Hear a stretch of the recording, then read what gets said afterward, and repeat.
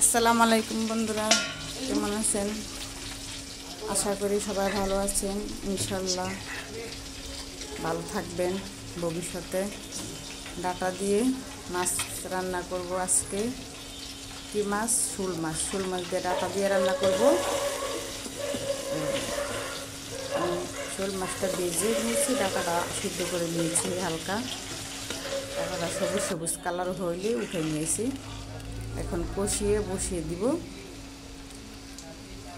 ভালো করে রান্না করে নেব। নিয়ে আপনারা দেখুন আমি কীভাবে রান্না করি, কী কী দেই।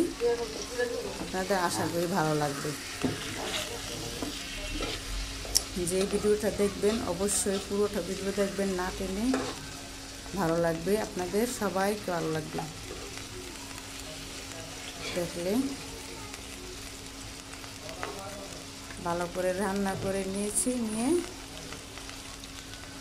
হলুদ গুঁড়া, মরিচের গুঁড়া, আদা রসুন বাটার সাথে জিরা বাটাও আছে, দিয়ে ভালো করে কষিয়ে নিয়েছি। ডাটাতে হলুদ হালকা কম দিলে সুন্দর হয় ডাটা রান্না। যদি আপনাদের পারফেক্ট বেশি মনে হয় বেশি দিবেন। আমি যেটুকু প্রয়োজন সেটুকু দিয়েছি।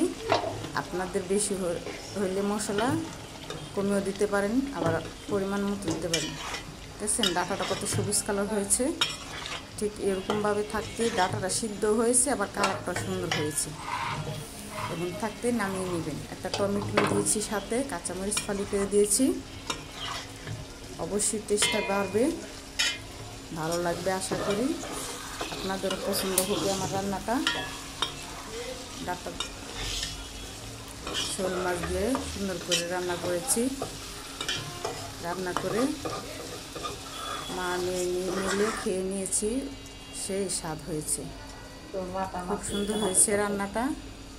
আপনারা পুরোটা ভিডিও দেখে প্লিজ আমার চ্যানেলটাকে ফলো করবেন, লাইক সাবস্ক্রাইব করবেন, আর কমেন্টে অবশ্যই বলবেন আমার ভিডিওটা কেমন লাগছে।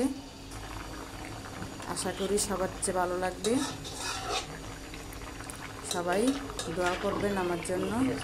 আপনারাও ভালো থাকবেন অবশ্যই।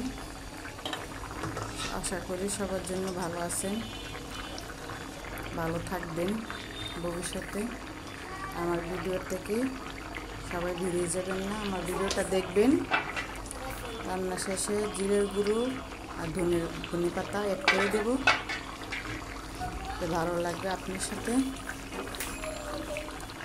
রান্নাটা এইভাবে করে খেয়ে দেখবেন, সবাইকে আপনাদের ভালো লাগবে। প্লিজ ভালো লাগলে লাইক সাবস্ক্রাইব করবেন, অবশ্যই পাশে থাকবেন। সবার জন্য আমাদের দোয়া রইল।